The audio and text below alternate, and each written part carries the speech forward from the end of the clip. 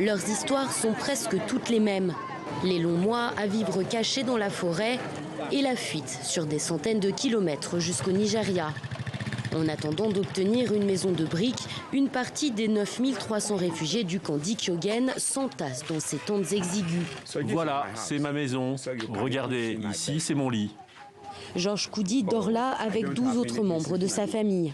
Il était chef de village dans le sud-ouest du Cameroun, mais il a dû fuir car les séparatistes le soupçonnaient d'être un informateur à la solde du gouvernement.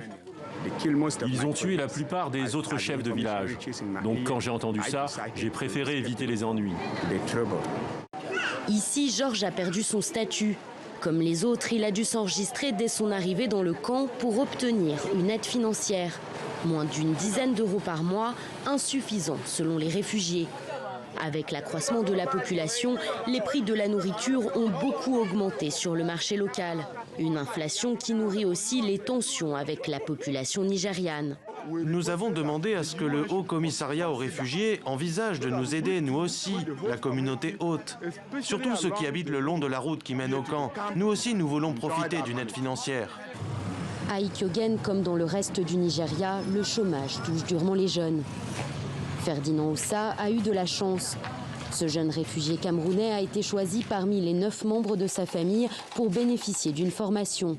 Bien intégré, il s'est même fait construire une maison au Nigeria. Jusque-là, l'ONU finançait surtout des formations agricoles, même si les choses évoluent. Mais nous sommes nombreux, presque 12 000 réfugiés camerounais dans l'état de Benoué.